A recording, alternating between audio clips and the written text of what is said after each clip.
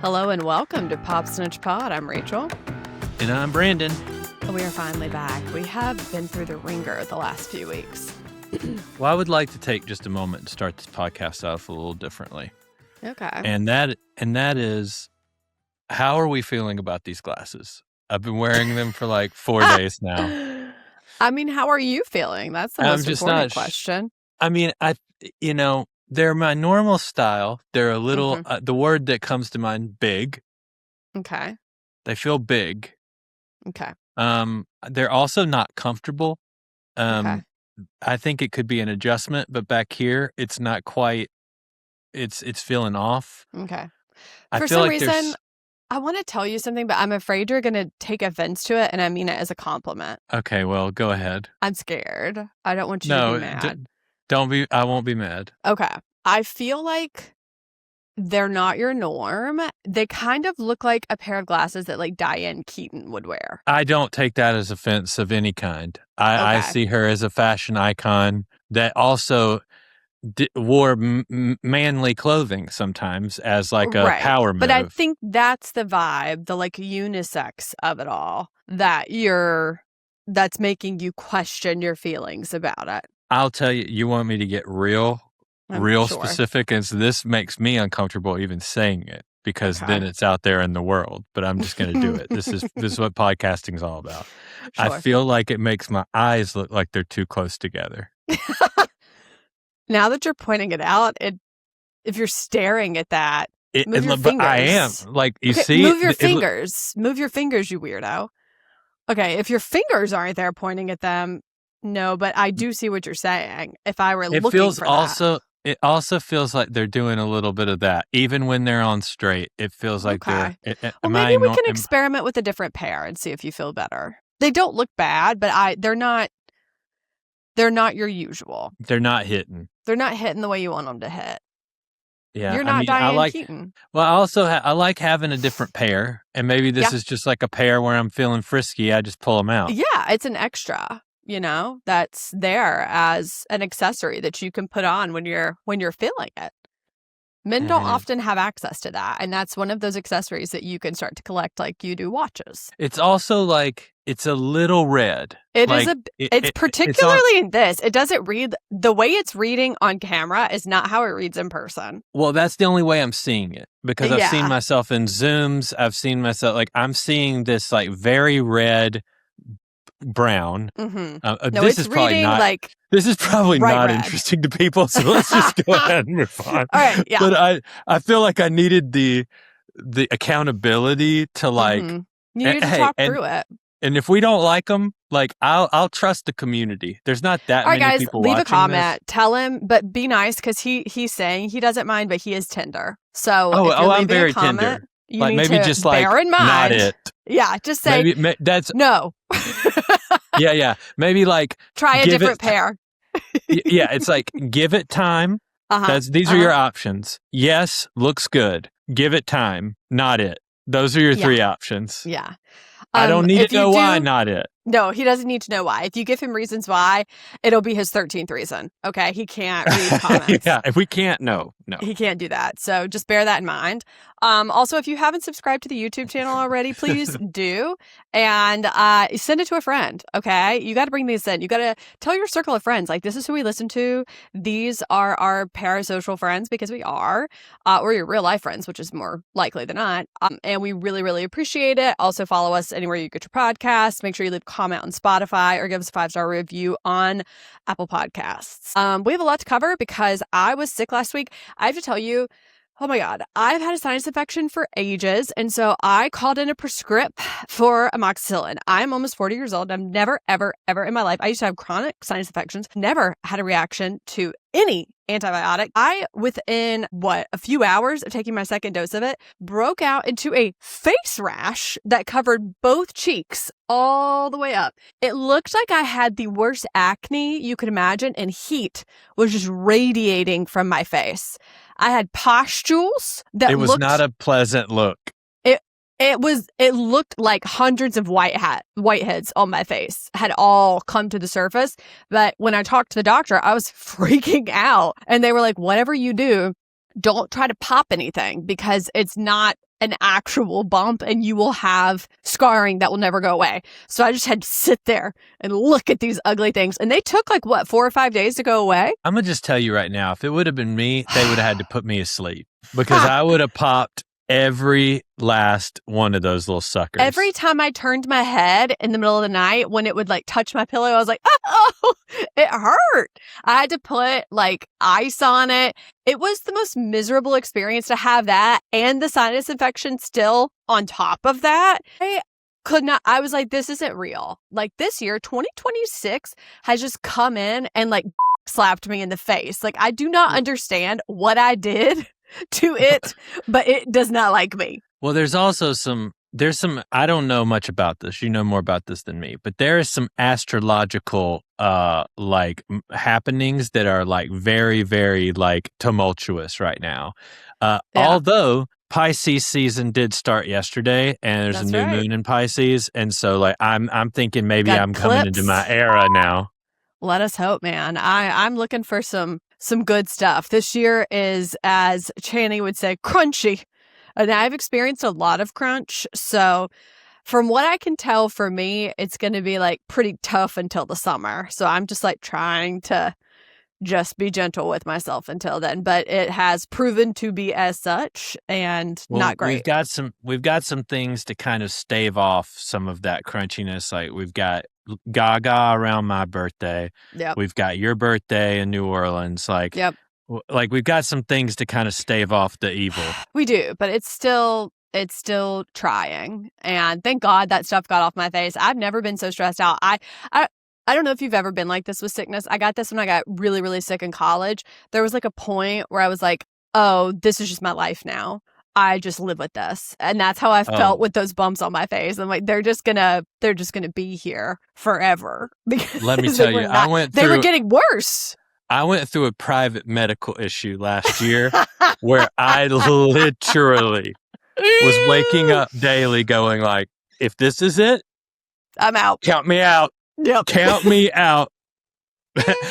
You better be giving me hope Throw that this is not the husk of a body in that dirty snow out on the street. Some doctor somewhere better be able to give me some hope that it will not always be like this, because literally put me in the river at dawn. Sing me away with the love song. At dawn. Send me away. Send me away with the love song. I don't even know how that goes. But that's what that's my brother's burial instructions. So I need to learn it. He wants me to get arrested. Well, I will say this. There's a lost episode of Pop Snitch where we were going to detail how we wanted our funerals to go.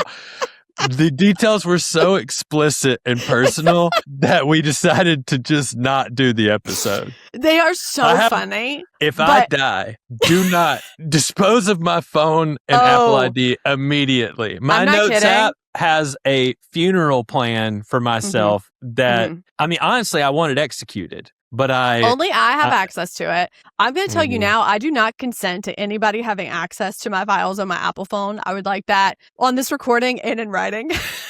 I want you to blow up my phone. I'm going to tell you, I won't look at it. Thank you. And you don't even know your Apple ID password, so I don't know how I would possibly find it. The way, anytime they ask me for anything, I'm like, oh, we're not gonna. Guess we'll never have that again. I make up a new one. Well, I try to do a new one every time, you're supposed to, and then I'm like, I know it was an iteration of one, but I changed a few things. I don't know what they were. So it's a fun secret. That's a secret even from me. But even in our illness, we did go to see the one and only Whitney Leavitt in her debut on Chicago. I mean, Whitney Leavitt is having, honestly, for her, she's probably loving this week. What is that for noise? Is that your radiator? My radiator. So she's having what for her is a great week. What for me would be my nightmare week. I'm sorry, but if I went on Ziwe and she was taking me down like she took down Whitney Leavitt, I literally would cry for ages. I didn't see it. She was asking her questions like, "How many black friends do you have?" Oh God! And then she asked her, "Are you a Republican?" What'd she say? Which she couldn't give an answer to. Okay, so yeah. And then I need to watch that. She was like, "Well." She was like, "Well, you know, I have beliefs that are on both sides." And Ziwe was like, Ziwe was like, "You are a Republican." Yeah, come on. And then she asked her what type of porn it was that her husband was looking at. Honestly, the questions we want the answers to. That almost ended the marriage. And then she also said, "Who was he talking to on Tinder?" But did she answer the question about porn? No. Did she answer any of the questions? She said, no. She said, I don't know. I don't know what kind of porn, which is, a lie. And then second of all, that she didn't know what kind of people he was talking to on Tinder, which is also a lie probably. But at the same time, like, I understand. They've moved past it and it was like part of his trauma and stuff. So I ain't judging none of that or keeping that private. What I'm saying is this is my nightmare. No, yeah. I respect that she wants to keep it, respect his privacy. And also, what I love about Whitney is that she don't care. She didn't care one bit. That's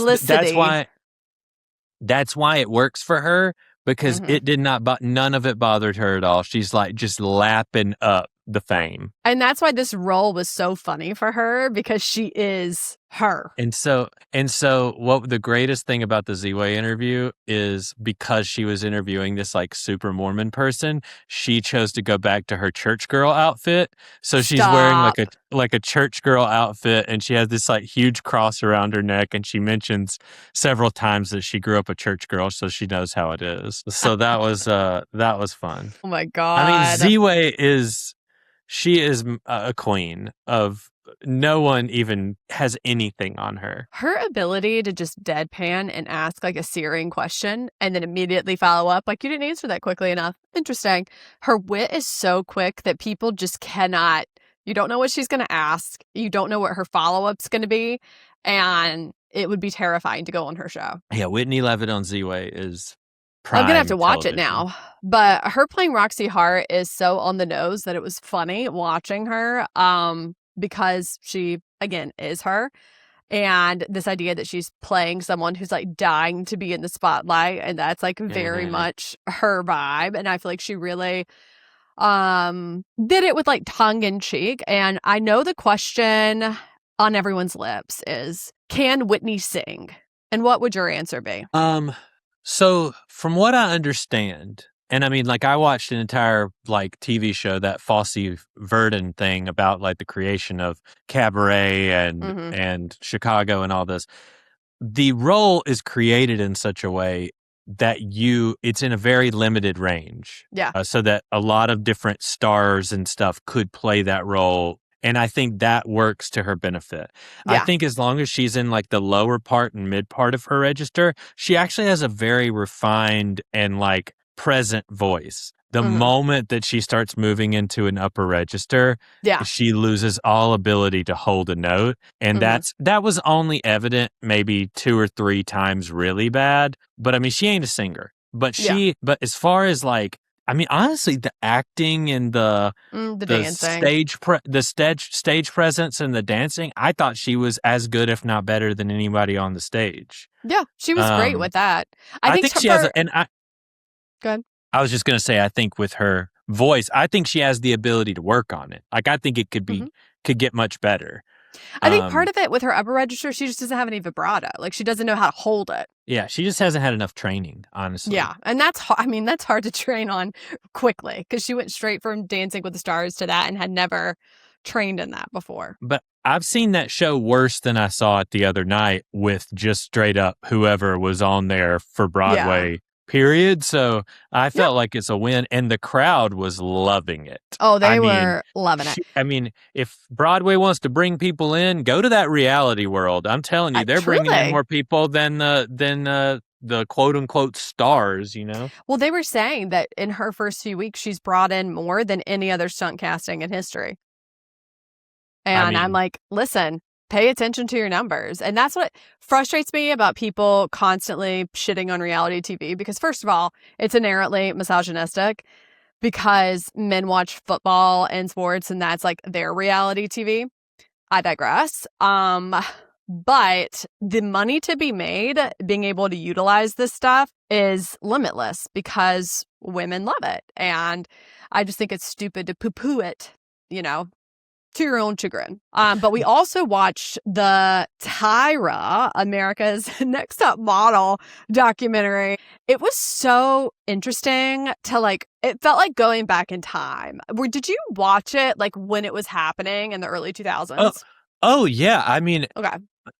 I've always been a fan of reality TV since its inception.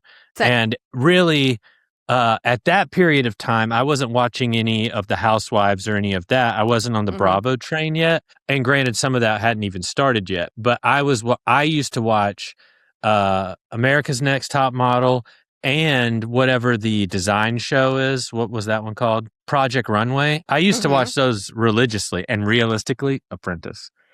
Yeah. Oh, yeah, that's right. We did watch that. Where he should have stayed. Yeah, I watched all of those. I watched The Bachelor. I watched all of that. I fell off. I didn't watch Kardashians. I watched it early days.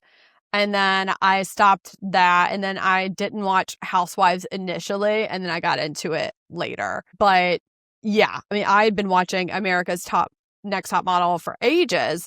And one thing that I do think was important was giving context. And this is not an excuse to her because she was nuts. But context to the early 2000s was important. I think what's frustrating about her is she is such a narcissist. It was wild to watch someone produce this and think, this completely exonerates me. Look how good I look. And it's like, babe, this is what? bad.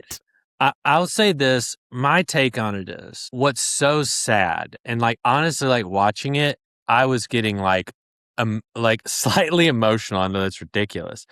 But knowing that to be famous as a woman in that age, at any level, you had to either appeal to a male gaze or hear the ideas of the men who were above you that knew nothing about what you were doing, knew nothing about knew nothing about modeling or what that actually is, but had all of these thoughts about what Tyra should be, the people Tyra should be surrounded by, the way the show should work, the kinds of things that they should be doing on the show. She had to hear that all. And even the co-executive producer of the show is a man. Yeah. And it's a lot of the reason the show is so problematic is because the people at the very top were men. Yeah. Yeah. And she several times, and wrongfully so, backstabbed her friends because supposedly the people at the top allegedly were telling her, do this or you're expendable too. Well, she was willing to na na na na da da. Oh yeah. Oh, there ain't been nobody who's willing to dance more. No, she was willing to do whatever it took for her to keep raking in that money, whether it meant, again, backstabbing all of her friends, firing all of them, putting it in Page Six, trying to humiliate them and ruin their careers to make herself look better. She didn't care. But when they were going through some of the old photo shoots that they did, I gasped. They were doing race switching well into the 2010s. And I was like, oh, wow. And then the photo shoots where the girls were doing crime scenes, absolutely insane. The one where the one girl, part of her story to get on the show was that her mother had been shot and paralyzed by an angry ex-boyfriend. They made her photo shoot for that to be a gunshot wound. And the way that they realized that oh my God, in the second season with that girl getting, Shandy getting so drunk and she was essayed and they didn't even do anything. Well, yeah, it's she was having sex. You can't, it was absolutely. No, even beyond the fact that she was drunk out of her mind, she was taken advantage of, whatever you want to call it. Yeah. Tyra then shames her. Yeah. Goes and starts talking about cheating. And then she becomes the girl who cheated. And it just ruined her life. And the thing that kept coming up for all of these women, on a lot of the other shows on American Idol, on The Voice, on all of these other things, a lot of people, not a lot of people, but like Kelly Clarkson, some of these others, there are a few people each time early on who actually went on to do things and kind of gave credibility to the show and what you could become. With America's Next Top Model, that just was not the case. I mean, some of the ones that stood out did not happen until much later, and only because influencing was happening on Instagram at that point. I mean, in the early days of American Idol, every single winner and runner-up for years, for the better part of 10 years, was selling millions of albums off of their fame from that. Even if they weren't would like go on a huge tour. Remember that? They were selling millions of albums, and most of them are still wealthy, not maybe rich and maybe not famous, but wealthy from their time on the show now. Like the Ruben Studdards of the world, who still do music, still do gospel music. Clay Aiken didn't even win, and we still know him. Clay Aiken. I mean, even that Justin guy, who from Came Justin to Kelly, they did a movie together. Like, I mean, Fantasia. I mean, there, like, it just goes on and on. I mean, there are people who've been still. The show has waned in its popularity. Yeah, the show has waned in popularity, and still there are 10 other names I could name that have careers because of the show. And even Project Runway, to some degree, it kind of falls in the same category. I feel like. I mean, but even then, like, you get $500,000 or $500,000 for winning. You get money from that. So then you can choose how you do that. I think what's different about fashion and modeling is that you have real gatekeepers there. If you're talking about behind the scenes. Exactly. Too, versus in front of the camera. Right. So like with music, the audience gets to participate and choose. Like, we are the ones who are the gatekeepers of what we want to listen to in that situation. And so what was happening behind the scenes, and Tyra knew about, is that even though they were getting signed to these agencies, the agencies weren't even trying to get them gigs on purpose because they had been on a reality show. And so she was just watching how the show was ruining their chances at an actual modeling career and didn't care. And I mean, it was so sad. The girls were so excited about being on TV. And then they were realizing that the show's narrative was just like fully based around how they were, like, you know, rooming together and stuff like that. And however the narrative went, it completely took away their ability to get jobs otherwise. And what they did to their hair, what they did to their self-esteem, what they did in these, like, quote unquote makeovers was off. The way that they talked about their weight was absolutely unbelievable. I mean, honestly, shocking. And I know, but what's crazy is, like, I remember that. Most of the women I know who are my age, and again, I'll be 40 this year, had eating disorders in the early 2000s, including myself, because we just would be like, oh, we're just not going to eat. I remember things like, there was this weird soup that everybody ate for every meal for a while. Like, all of these fad diets. There is not a person on this earth who did not suffer some kind of trauma from the way body shaming and stuff was done in the early 2000s. Like, including anybody Tyra. Anybody who was alive, fat. Anybody alive during that time has trauma around that. Like, even if you looked good, you were probably at some point being like, oh, am I too skinny? Am I not skinny enough? No one was saying, am I too skinny?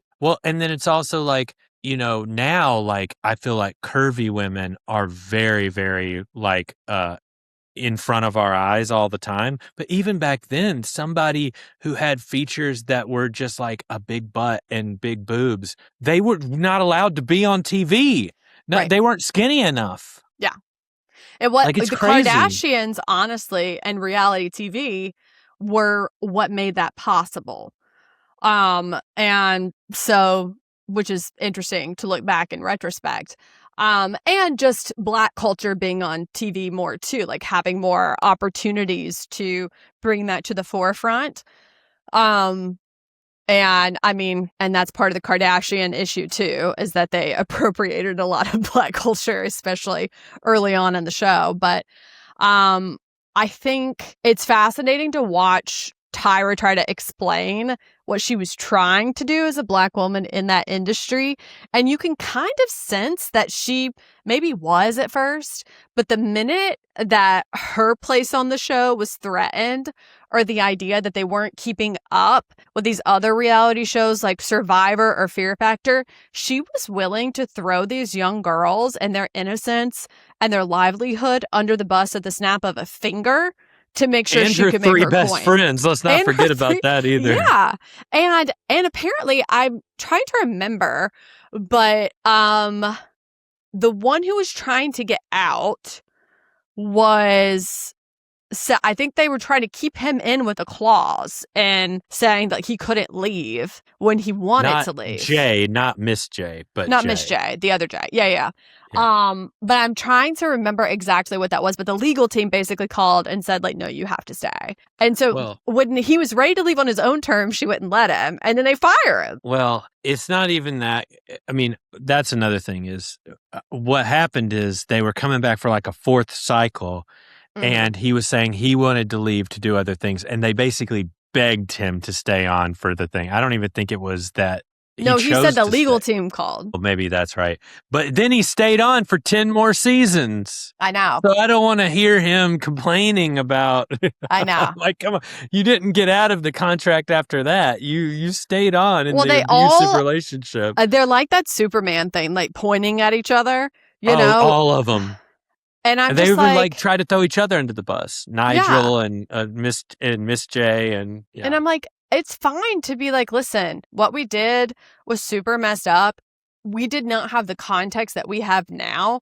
But looking back, I can absolutely say I wish I had done things differently. That is what the documentary is missing, is a sense of reflection that owns the moment, but also says like, look, I would never do that now. I think that's abhorrent, but we did not have the same. She says that, but she does it in such a condescending way that you can see is so fake. She's like, "Now, would I do that now?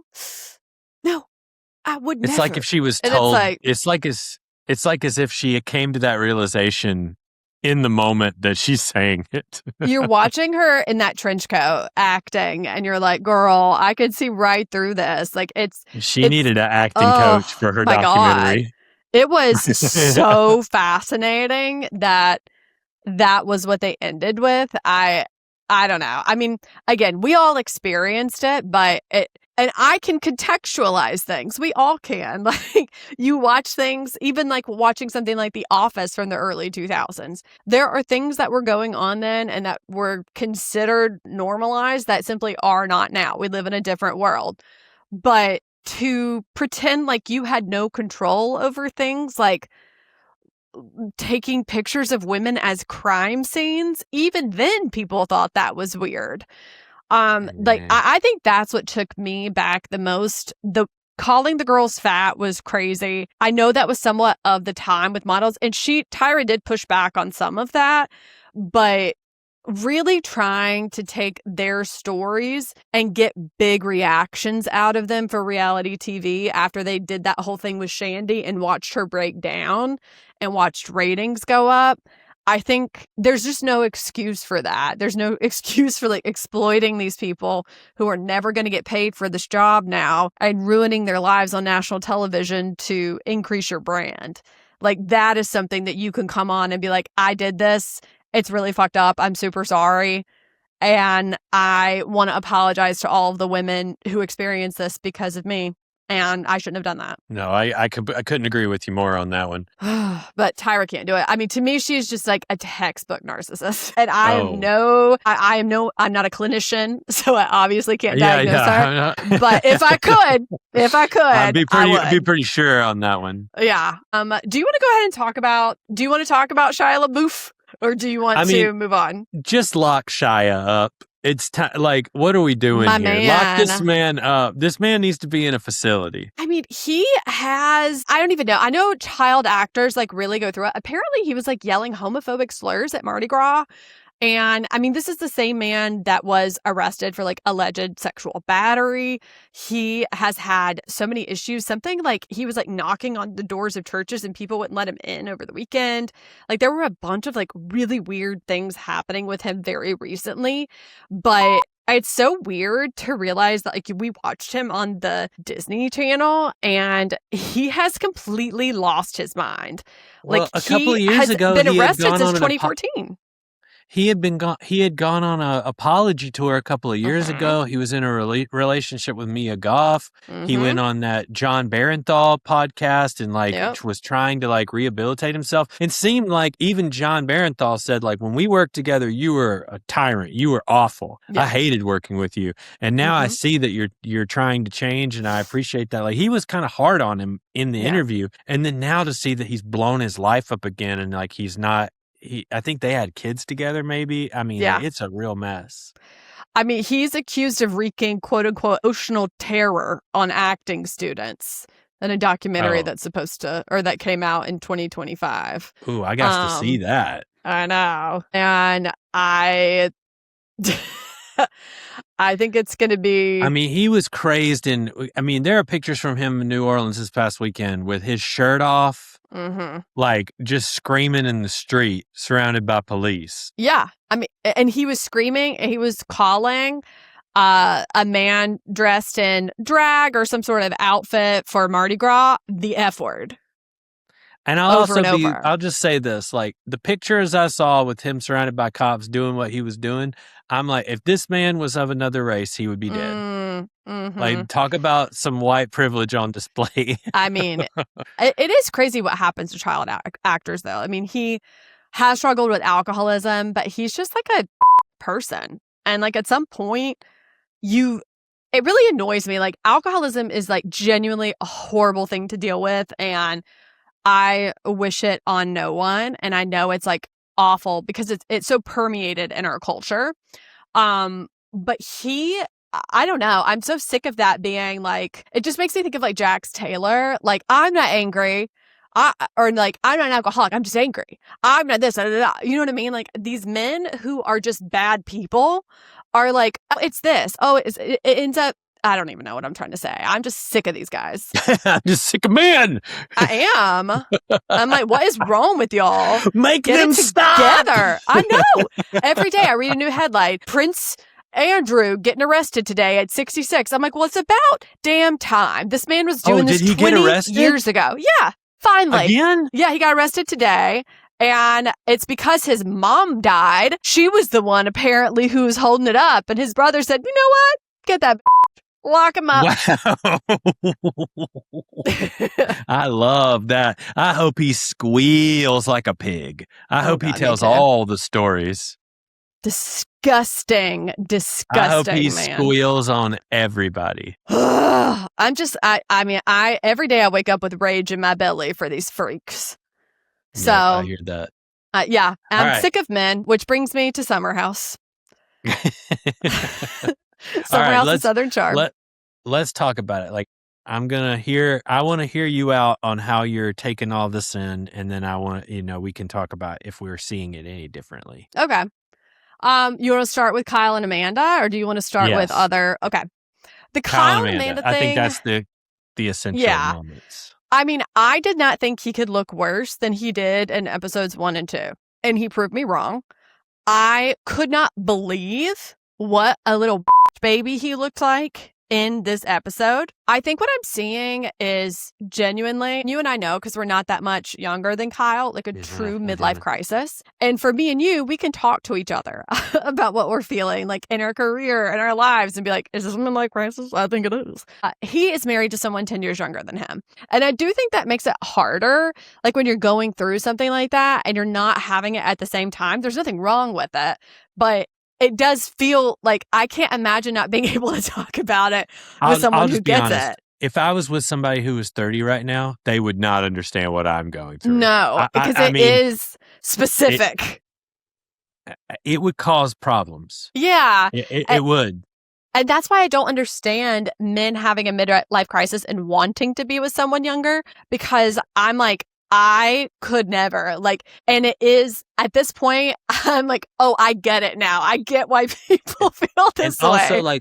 Also, I don't want to say that I don't think people I don't think a 30-year-old should be with a 40-year-old. No. I'm not saying that. I'm just saying it is an element that people are not talking about that would have to be cared for in a relationship in a way that Kyle and Amanda are not caring for it. And I'm telling you, if I was with somebody who was 30, I would have to be having some conversations with them about how I'm feeling at 40 that I know for a fact they're not feeling at 30. Well, people don't talk about it enough, but it really, like, the career thing is so real about you just suddenly, I think people talk a lot about like a Saturn return or how you feel at 30, like, am I on the right path?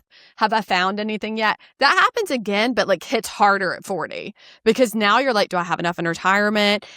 Am I up high enough in my career? Am I even doing what I need to? Have I made all the right choices? Like, it's really weird. And that's why people start looking back for their youth. And I'm not doing that. I have no desire to go back to my 20s, like zilch. But it is this feeling of, this is the youngest I'm ever going to be, which is always true, but like a real awareness of it. And trying to prepare. Your parents are getting older. You're dealing with trying to make arrangements for all of that. Like, it's a very interesting time. And I can look back and see like, oh, this is when my parents got divorced. Oh, this is when a lot of people get divorced. Oh, this is like, you can really, this is when your parents moved when we were in college. Like, you can start saying, oh, okay, my parents made some interesting choices during this phase of their life. And I understand it. So I can see that in Kyle. Like, his business is failing and he refuses to pivot. And I'm worried for him with that, because Summer House is not lasting forever, and neither is Loverboy. He has got to figure out what to do. Infusing it with money, hundreds of thousands of dollars, is not the right move. That's stupid. Of his own money. He's not even going back on a re-raise or bringing in more investors. And I think it's like there are already too many investors. Yeah, it's an ego bit for him. And so it's like, bro, if you're having to DJ to keep up your lifestyle, and you're not even taking a salary from Loverboy, then what are you doing? Like, sell it, shut it down, file for bankruptcy. Like, what do you need to do? Don't remember the percentages, and we can go back and look it up. But I want to say he was giving away like 5 and 10% for like 20 grand. And now he's having to infuse 500 grand of his money just to keep the business afloat. Meanwhile, like Carl and Lindsay, who I think both own pieces of Loverboy, they just like, they're not making money, but they're not losing money, and they still own like 5% of the company. So when if it sells, they would stand to make a substantial amount of the sale. He should have stopped it much longer ago. And I think that all the legal battles he was in really set them back. And he just has made poor moves. I think what he learned is that he's really good at creating and selling startups. He's not good at being a CEO. He's just not.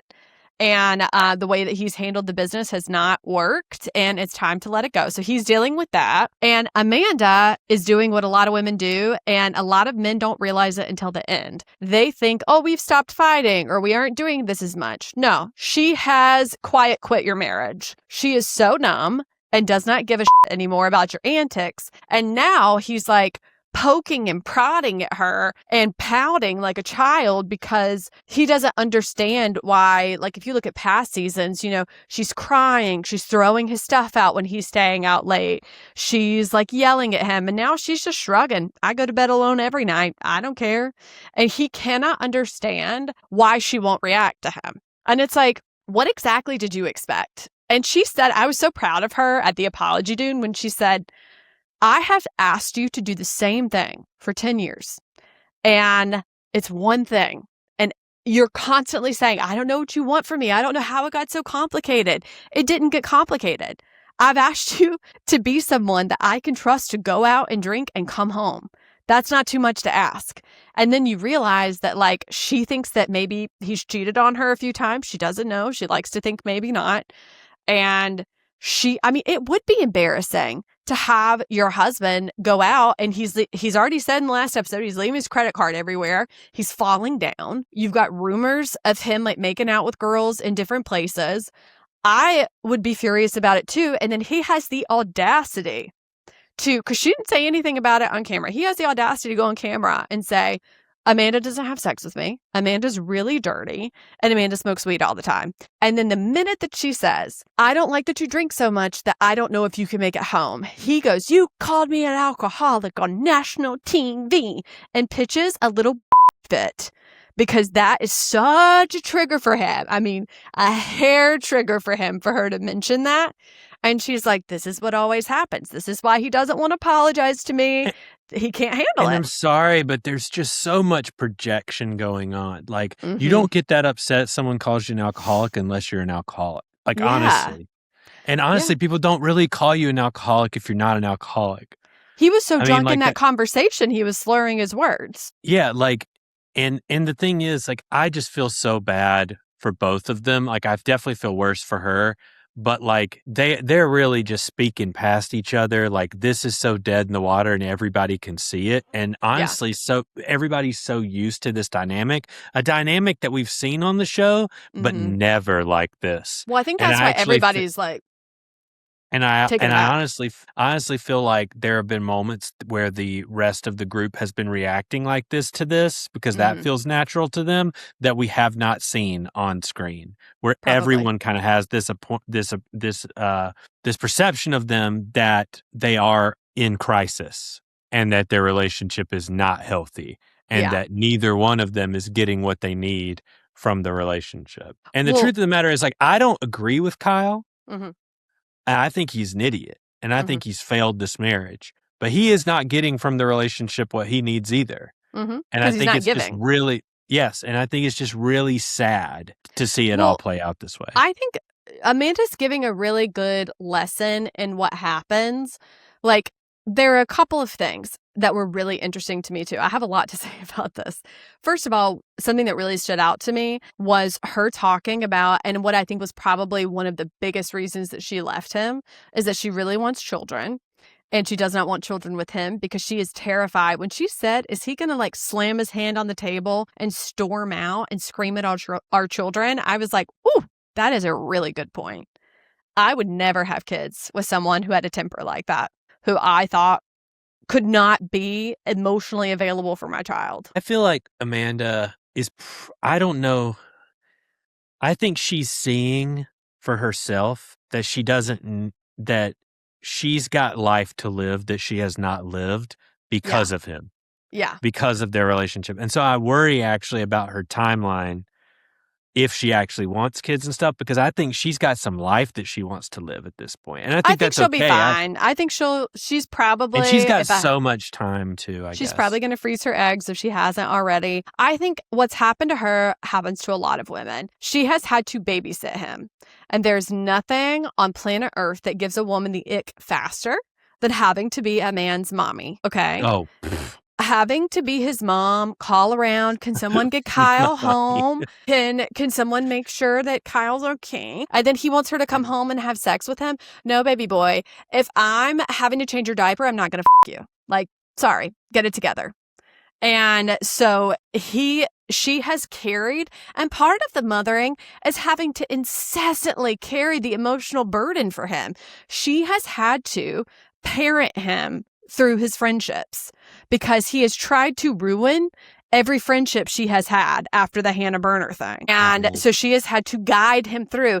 No, Kyle, you need to apologize to so-and-so. No, Kyle, you need to apologize to the house. Hey, Kyle, you're apologizing to the house, but really this apology belongs to me. Like, it's incessant, her needing to do that. And then he's like, why doesn't she want to have sex with me? And it's like, bro, because she's your babysitter. Like, that's why. It's not because of the weed. It's because of you. And then when he sat down to do that little game with them and they were like, do you think you could DJ a little less and hang out with Amanda? When he's like, blah, blah, blah, blah, blah. I'm like, are you kidding? It's like his brain shut down. He's like very selfish. And I think like the thing is, and you know, this is the thing of divorce. It's like, I think he's realizing in that moment, even maybe, that he loves DJing more than he loves his life with Amanda. Yeah. And he's happier DJing and being out and not being in a marriage than he is in one. And maybe he's not a marriage guy. Well, I think what he expected to give the same amount he's always given to her and to receive more than he gives, because she had given that to him for a long time. And the minute that she said, no, in order for me to give this to you, I need to receive this, his brain broke. She's like, no, you don't get to dictate the, what would it be? the boundaries stipulation. of this. Yeah. You don't get to make the stipulations of what this arrangement is going to be anymore. Yeah, he was like, excuse me. I'm going to have agency in this, and I'm going to tell you what I need from this relationship. And if you can't get on board with that, then I'm going to just be honest. Like he feels he's losing her. Like he came which back is why out of he's the water. lashing out. Well, yeah, he doesn't know what to do. He's like, me no likey, me slap door. I'm like, bro, get a grip. Even Carl's like trying not to laugh at him. And then bad. I also think the other thing I think that's happening, I think producers and editing is like baiting us with the Ciara Jessie thing. I could be wrong. I don't think they're actually flirting and stuff. I don't think so either. And they've always flirted. I think we're just seeing more of what has always been. Yeah. I think they're using it as a plot point this season because they're try setting to pretend up. They're like setting up whatever something. Even if West and Ciara don't end up back together, there is a storyline there. Because we've even seen shots of them like having tearful conversation, and so they're just setting that up. They're creating like, oh well, maybe she's with Jesse. Maybe that Jesse and Wes have to get in a fight for Ciara's affection. That's not going to happen. No. The boys love each other more than they'll ever love any woman. They're doing some really good editing this season. They are. Like they are. You got to hand it to them. You got to hand it to them. Very impressive editing. I will also say, last year, Jesse Solomon got on my last nerve. This year, I feel like he is serving more of a purpose. Like, he is actually getting in there and asking annoying questions to Kyle and being like, hey there, buddy. Think you maybe went a little too hard, And West is doing a good job, too, of, like, speaking up more. West is he's such a cutie. You couldn't make me hate him. I think the teddy bear. He is. He's just a little teddy bear. Him comforting Amanda on the beach and just, like, he's calling Kyle out, too. Like, he's called him out a couple of times to be like, bro, what are you doing? Like, Amanda's not asking you to do that. She's asking for, like, a one-on-one conversation. Why are you doing this? And Kyle's like, oh, okay. And can we just take a second to just acknowledge how amazing Bailey is? And I just hope that she gets her storyline because she's providing a lot of great color to everyone else's storylines, but she is incredible. I stand by it. Like, let her get in the mix. Yeah, I loved her sitting down with KJ and them chatting. And I love KJ. Funny. She is funny. She is funny. She's very intense. I love that she and KJ are both like, wear my heart on my sleeve. I'm curious because they have shown us that Mia is with this like restaurateur, but I'm pretty sure she gets with KJ later in the season. So the fact that they're like, is this your guy? Are you his girl? And she's like, yes, we're in love. I'm like, okay, are they setting us up for like a bad breakup for her this summer? And like, I think Mia's one of those people who has like an energy in a room that you don't necessarily, I mean, I think she's a beautiful woman. Don't get me wrong. Yeah, she's gorgeous. But like when she walks into a room, like to see those guys' faces, they were like, they were all dazed. And it's like, she looked great. Don't get me wrong. But I was like, there was like a uncanniness to their like, response to her. She is like, what she said is true. She gives out like sunshine vibes where it like draws you in. Whereas like Ciara is literally one of the most stunning people I've ever seen on my TV. Every year she looks more beautiful. But she does give out cool girl, don't talk to me or I'll kill you vibes.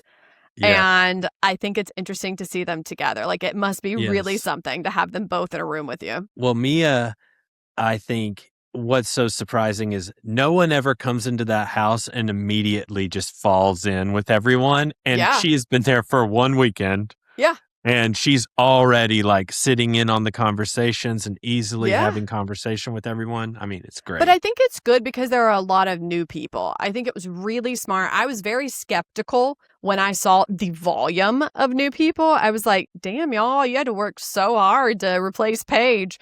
But this new class that they have of Levi and Ben and KJ and Mia, and Bailey, I just think it was really smart to bring in a lot of new people together because in the past, they've only brought in one or two people at a time. And when you do that to a cast who's been together for 10 years, it's almost impossible to like embed yourself into the group. And the only people who were ever successful at it were West and Jesse. That's a good point. So, and it even took them some time to get kind of in with the group as well. Like, it didn't happen all overnight. Well, and honestly, pulling Lindsay and Paige out of the mix helped too, because they were kind of the queen bees of either side of the girls. And it made Sierra and all of them more approachable. Obviously, Mia is Sierra's friend, so that's helpful. And then Amanda's just going through it. So she's just kind of like in her own world. I thought it was so sad too that you can see, like, when she was talking to Sierra about, like, she doesn't think anyone would want her now. And I'm like, oh my God, babe, you're gorgeous. Couldn't be more wrong. That couldn't be more wrong. I know. And Sierra is such a good friend, being like, listen, even just with her confessional saying, like, babe, get serious. You know, that's she was like, it makes me sad that that's even running through her head. Well, the thing is like, and, you know, they got onto Sierra for, like, not supporting the relationship, kind of, like, at least in the editing, you know? It's not like anybody said that out loud, but that kind of was part of the edit. And even in the bed, she tells her, she was like, I don't want to talk bad about Kyle. Like, I love Kyle, but you deserve better than this. Yeah, and she's right. You know, and it's like, and that is a true friend. And I've said that to friends. Yeah. Yes, I've said, like, you want to stay with him, I will support you. But you want to leave him, you ride on my shoulders. Yeah, because, like, it's like, that's a good friend. Someone who will say, like, I love this person and I will ride with you for however long you want to ride with them.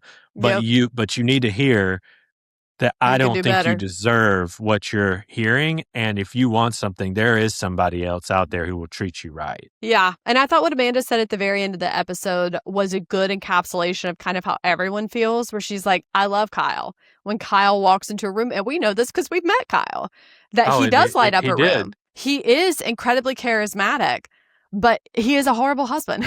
And she's like, it's really hard being in love with someone who's disappointing you. And he can't figure it out. He cannot figure it out. It's not that he can't, it's that he won't. And I think that's what she's coming to realize. But I think there's an element of that where he knows what he needs to fix and he won't do it. Yeah, but I think there's a level of can't in it. I don't know that he's capable of giving her that. Like, I know he is capable of doing it, but I don't know that he feels that he can do it and stay true to the piece of crap that he is and that he wants to be. I think he would rather drink and stay out all night and hook up with fans than be with his wife. Yes. Oh, 100%. Yeah. I'm so not that's disagreeing why I'm saying with that. He won't. It's not that he can't. Yes. He could just not do that. He just won't. But he doesn't want it. Ultimately, he says he wants what he wants, but he really doesn't want that. That is exactly my point. It's not that he can't. He wants to do what he's doing. He will not. Yeah. All right, well, folks, that's all we got. We are going to do another episode later, recapping Love is Blind and Traitors. So you know what to do. Follow, like, comment, all the things. Share this episode with a friend because you love us. Okay, bye. Bye. All right.